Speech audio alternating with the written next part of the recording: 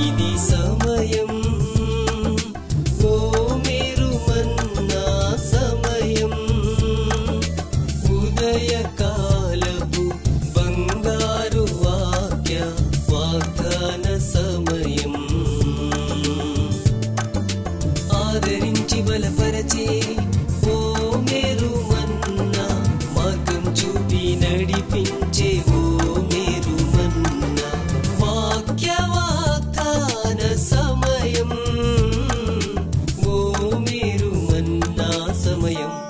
Praise the lord. Good morning. ఓ మేరు మన్నా ఈరోజు బంగారు వాక్య వాగ్దానానికి స్వాగతం. ఎలా ఉన్నారు?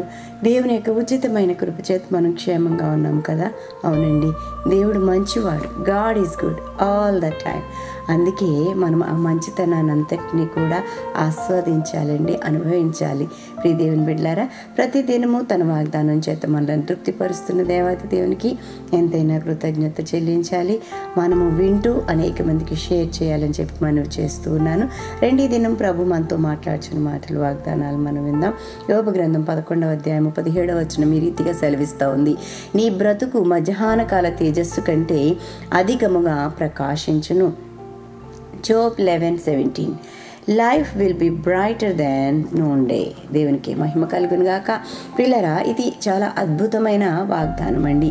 యోబు భక్తుని గూర్చి అతని స్నేహితులు పలుకుచున్న మాటలుగా ఇవి మనం ఇక్కడ కంటెస్ట్లో చూస్తూ ఉంటాం. ప్రియ దేవుని బిడ్డలారా, నిజమే.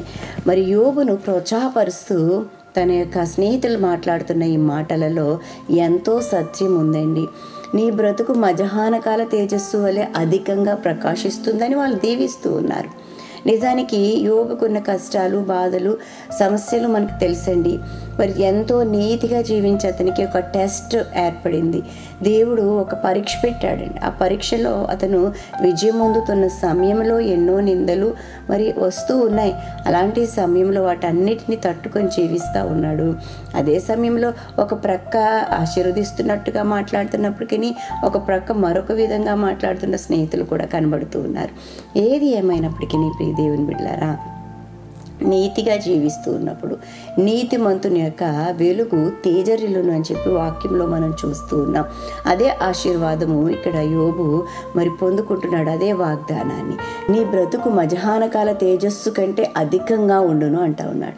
మధ్యాహ్న కాల సమయపు ఎండ గురించి మనకు తెలుసు కదా. మరి సూర్యరశ్మి చాలా అధికంగా తేజోవంతంగా మరి చాలా ప్రకాశవంతంగా ఉండటం మనకు తెలుసండి. మరి అంతకంటే అధికంగా దేవుడు నిన్ను ప్రకాశింపచేస్తానని వాగ్దానం చేస్తున్నాడు. ఇది యోబుకు మాత్రమే కాదండి.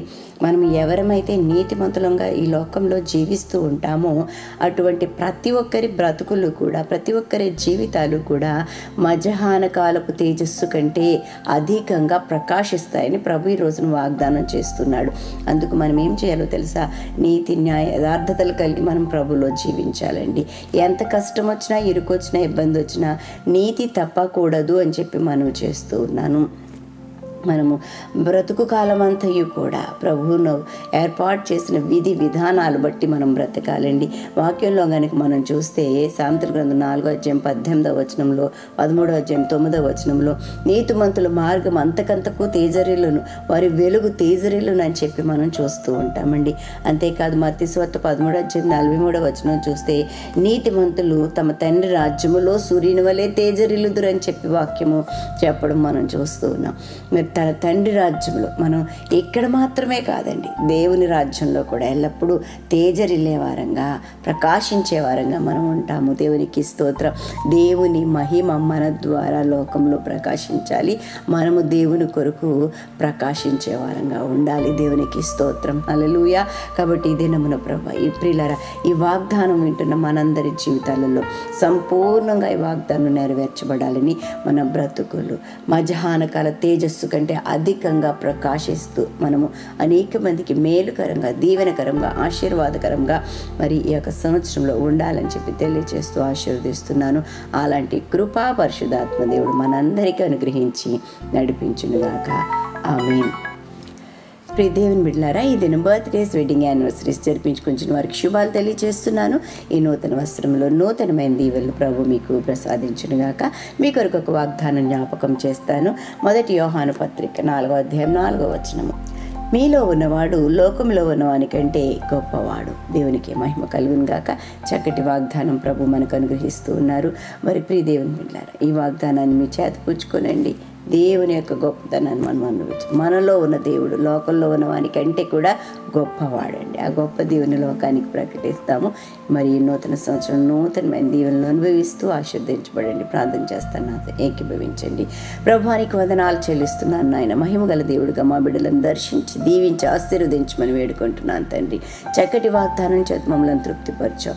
నీ బ్రతుకు మధ్యాహ్నకాల తేజస్సు కంటే అధికముగా ప్రకాశించనని చెప్పి మీరు వాగ్దానం చేశారు తండ్రి. నీకు స్తోత్రమయ్యా. నీ వాగ్దానం మా బిడ్డల జీవితాల్లో, మా బ్రతుకులలో తండ్రి స్థిరపరచబడును గాక. తండ్రి, నీకు నాయన యోగ్యమైన ప్రవర్తన కలిగి నాయన మేము బ్రతకడానికి ప్రభా నీ వాగ్దానం స్వతంత్రించుకోవడానికి కృప చూపించండి. ఈ దిన దీవెనలన్నీ అనుగ్రహించండి.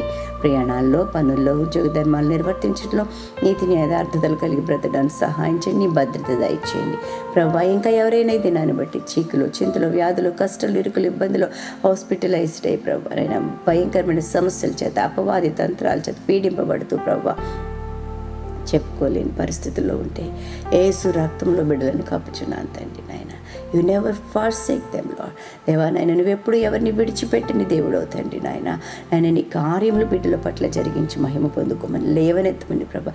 ప్రపంచ దేశాల్లో నెమ్మది, శాంతి, సమాధానాలు దయచేయండి ప్రభా. నాయన, భయంకరమైన పరిస్థితులు నెలకొంటూ ఉన్నాయి ప్రభా. నాయన భయంకరమైన వ్యాధులు సంభవిస్తూ ఉన్నాయి ప్రభా.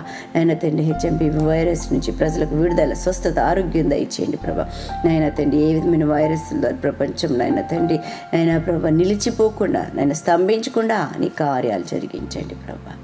ఆయన నీ మహిమగల హస్తాలకు బిడ్డలను సమర్పించుకుంటూ మీరే పోషకుడిగా, సంరక్షకుడిగా, ఆలోచనకర్తగా ఉండండి.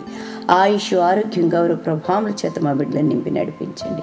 యేసు నామం అడిగి వేడుకుంటూ ప్రార్థన చేయుచున్నాం తండ్రి. ఆమేన్.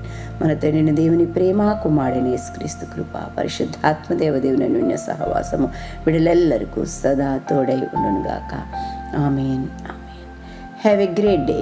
God bless you all.